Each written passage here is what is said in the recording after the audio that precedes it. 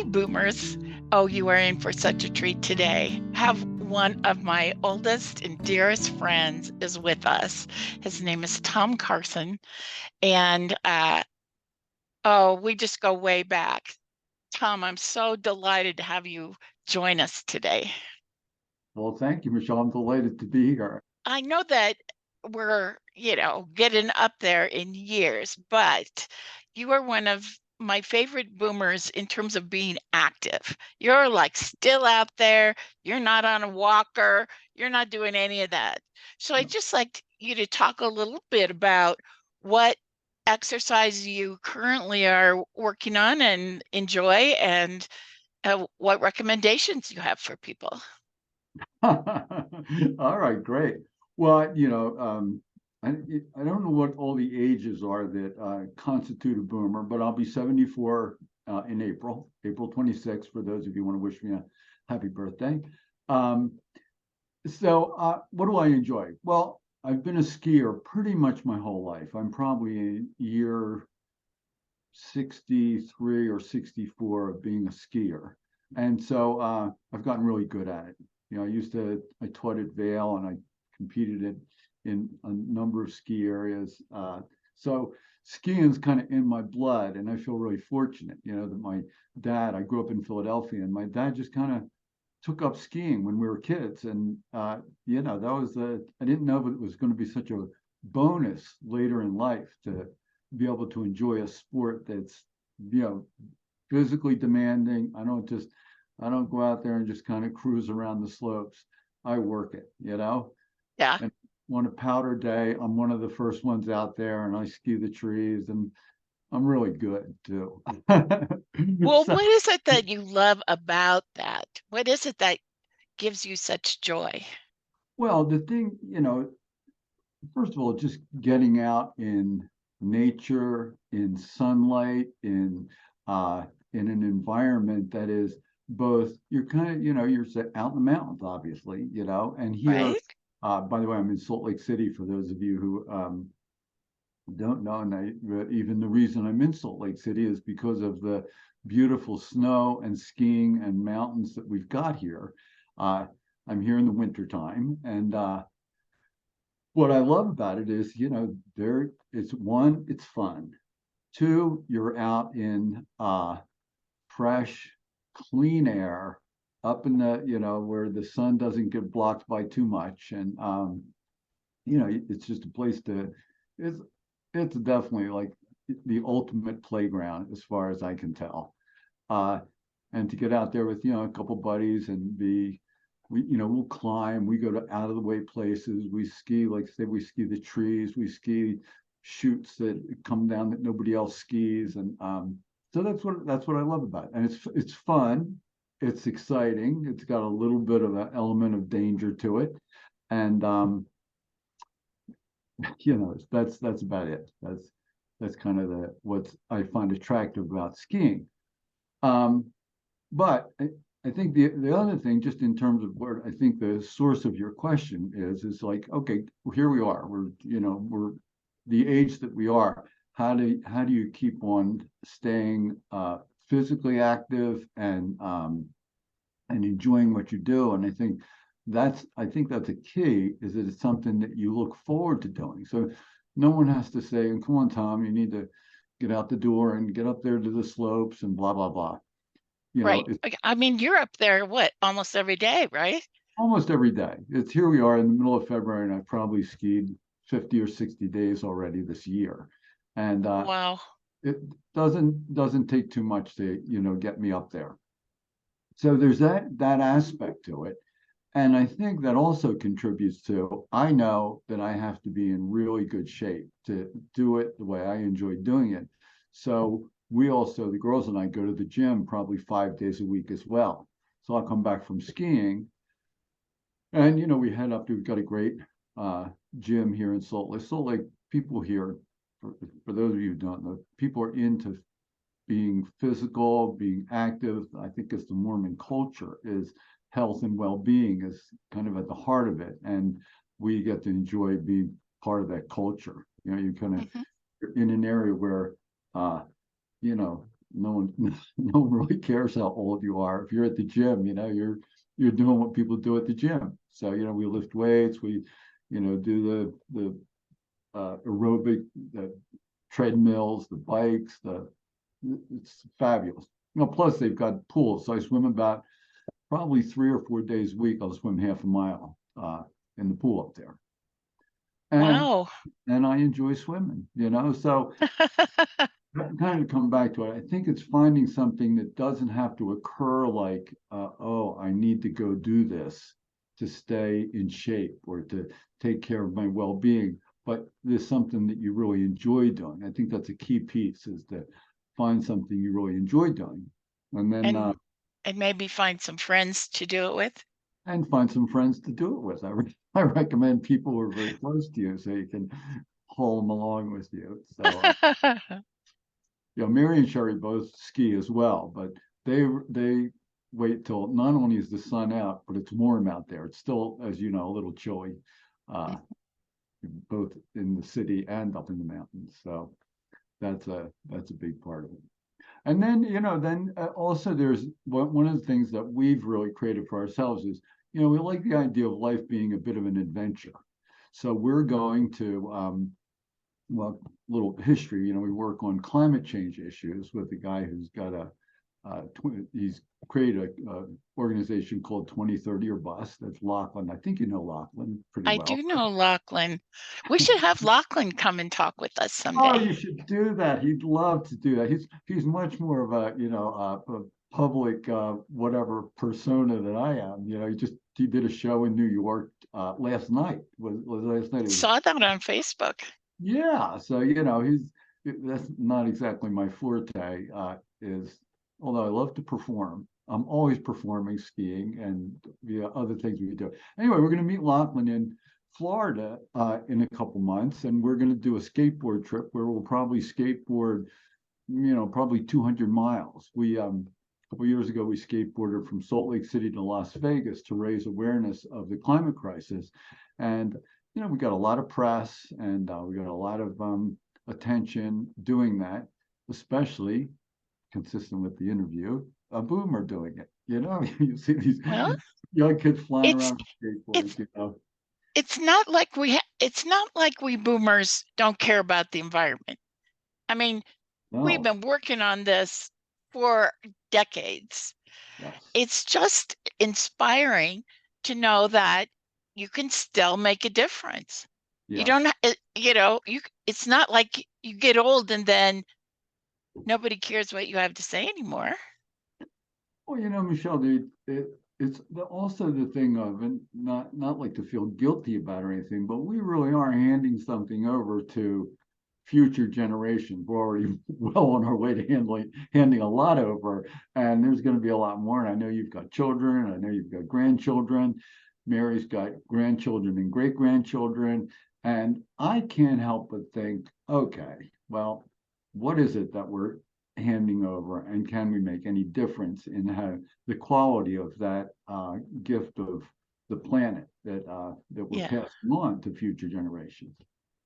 Especially when I read the other day that we tested an intercontinental ballistic missile. It's like I thought those things were obsolete. I thought we were done with that ball game. It's like this was like 3 days ago, and so anyway. But that's a whole nother conversation, right? Well, it is, but there's a lot of things we were very active about when we were young. And it's Yes. sort of like the cycle has come around again, and we still have something to say about it. Yeah. It's like we're not done yet. No, we're not. We're not. Yeah, and we shouldn't be, uh I think it's a great idea to stay as active as you can, both physically and societally and spiritually. I know we're going to talk a little bit about that at some point. Not the part I'm looking forward to, but that's okay. Well, all right, let's go there. Um, uh, so I know you started off in a religious family, right? Very religious family. Yep. And My both my parents were Catholic, and my mother's from Australia. She grew up in Brisbane, Australia, and her one brother was a Catholic priest for, I don't know, like 50 years, 50, Wow. maybe 60 years. They went away to seminary when they were like 13 years old. And her other brother was a Christian brother for about the same amount of time. And I was really fortunate to meet them as an adult. We lived over there when I was a kid for a while, uh, but I went back as an adult. Um, I don't know how old I was. I was old enough to probably know better about a lot of things, but I got to meet with both of them and hang out with them. And they're really wonderful guys, really, really great, powerful people. Um, and so, that's the Catholic religion was really a big part of my background. And here in Salt Lake, we've got beautiful Roman Catholic cathedrals that we went to every Sunday. I had a thing when my parents were alive. Both my parents have passed, so this is terrible to say, but once they passed, I really didn't feel quite as obligated to go to church. Uh, I'm not saying my spirituality dropped off, but going to mass every Sunday no longer became. I did it really to honor my parents. We used to go to the cathedral, and we really enjoyed it. I mean, they have the tradition here in Salt Lake of the Mormon Tabernacle Choir. Well, the Catholics do their best to keep up with that. Yes. What? It's the Church of the Madeleine, is it? Yeah, Church of the Mount. Good Lord, exactly. That's exactly what Yes. the church. Which is beautiful. It's that humongous pipe organ and a great choir, and not quite as good as the Tabernacle Choir. We used to go to their concerts. They used to do free concerts on I don't know, Thursday night, like practicing for the weekend. And since I had spent time out here, I met a lot of people from Salt Lake, including people who were members of the choir. So it was always fun to go to their practice and see, hey, there's that person like that. Yes. Yeah, Well, and a gift to your own spiritual life, right? totally, totally. It was, very, very moving experience. Yeah. We had to go to practice because you have to be a Mormon to go to the church or the tabernacle, or there's kind of have to be part of it. Hmm. Us Catholics let anybody in, but So do we Methodists. we need all the help we can get. So anyway, that's and then subsequent to that has been a lot of things you and I have been involved in have occurred for me anyway as having a spiritual bent to them. Uh, Activities to have the planet work and to maybe alter what's possible for us human beings to be a human being. That's Yes. obviously has a spiritual bent to it at least. I mean, I'm such a sucker for goodness and myself. I'm a And and I'm a sucker for beauty. and you are, I know you are. And it's sort of like that's when you can experience awe, or being moved. Yes. And I mean, I notice it when I'm watching television, particularly around the holidays, and there'll be these heart-rending commercials Mm. and I sit there and cry over the commercials because there's so much goodness. That's what Anyway. that's why I don't watch TV, Michelle, because to cry over commercials is just too embarrassing for a guy my age. Although, the other thing I have to say, because I've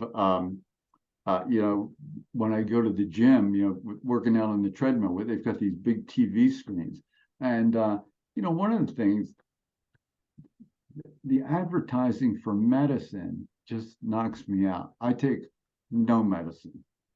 I mean, I might get a headache once in a while, and I'll take a little bit of aspirin. I have powdered aspirin, and I take like not even a thimbleful. I wet my finger and take a little bit to get rid of my headache. But otherwise, I don't take medicine. And almost like a rule of thumb, it would have to be something really serious before I would feel like I need to medicate myself. And I was just amazed. It's like every commercial was about medicine, some kind of medicine for some condition. I was like, my word, what is? I know it must be aimed at people my age, but boy, if I was going to give anyone advice who wasn't taking medicine and didn't, it would be, well, stay on that track. I just, I think keeping it as clean as possible is the best. Well, yeah, and you guys, you are very uh, good about vitamins and Oh yeah, yeah. eating clean foods and uh, being careful about what you eat. That's really accurate, Michelle. That's that it started for me a long time ago. Let's see, it was I lived in Maine, and I lived with the president of the Maine Organic Farmers and Gardeners Oh Association. my gosh. Yeah, can you believe it? And that was when I was probably 23 or 24 years old, which was 50 years ago at least. Anyway, so here's the and whoever heard of organics back then, right? And this guy was like a maniac about it. And so that's what started me on that the path of eating really well and looking at like organic. Well, if it grows, it must be organic. Not so, it grows because a lot's put into it chemically to make it grow and to have it look a particular way and the whole world of eating clean food kind of started for me back then. And we still do that. We shop and it's always like, okay, non-GMO, organic, blah, blah, blah, blah. Oh, it's a real science to shop even at Whole Foods, you gotta really be a little bit picky. So, but we well, do. that's We one watch thing to learn.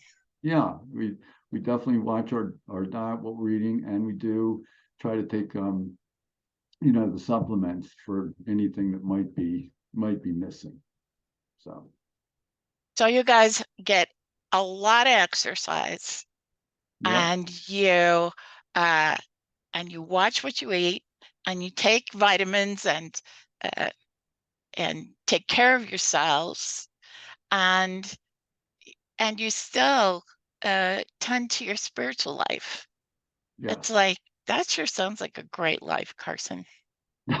I I have to pinch myself once in a while, Michelle, because the other thing is uh yeah, just it I couldn't have seem to have painted the picture any closer to what looks like the ideal to me than the life that we get to live together. And my partners, Sheri and Mary, we enjoy the same things. We uh, act consistent on the same things, and we also, as you know, we've got some wonderful places that we get to live. Salt Lake. We love Salt Lake. We love our beautiful place here, and we actually leave in the spring and go to our farm in Michigan, and it's ridiculous, a ridiculous life. So Well, you're sort of snowbird, the opposite of snowbirds. You fly to the snow in the winter that's right. That's exactly right. Yep. and have the summer on the farm and Summer on the fall, farm. Yeah. fall in the city. Yeah. And And we still go back to Cincinnati as well. So, it's back and spend time with friends and family back there. well, Carson, I'm so happy I'm one of your friends and family. I am too, Michelle. And we go back. I was trying to piece it all together, but I got as far as, Cincinnati with your girls, and it seemed like it started before then, but I think we may have crossed paths in Denver before that, but yeah, yeah. I'm grateful to have all three of you as my friends. And I loved visiting you on the farm. And I look forward to what we get up to in the future. Well, the invitation's open, Michelle. Thank you. Thank you. Wherever we Well, are. I think we got to call it a day. Um, I'm just so happy I got to introduce you to my friends. Oh, it's so great, Michelle. Well, thank you. Thanks for that. I'm honored to have the opportunity. I was a little nervous coming in. So Michelle's going to ask me a question I don't know how to answer, but this is great. It's great being with you. Thanks, Tom. Welcome back, boomers. Well, here's my takeaway from that very fun conversation with Tom Carson. If you want to be living a life you love, get some exercise, move your body every day, and do something that you enjoy. Second, do something for the world. The Tom, Mary, and Sheri all have worked on leading seminars and programs to help people in their personal growth. And their big project right now is 2030 or bust. They're going to Florida. They're going to be skateboarding across America. So if you want to follow their adventures, you can find the link in the show notes. I think the other takeaways are that sometimes your spiritual journey may surprise you. And finally, live with the people you love. Or conversely, love the people you're with. That's it for today. We'll see you next week. Bye.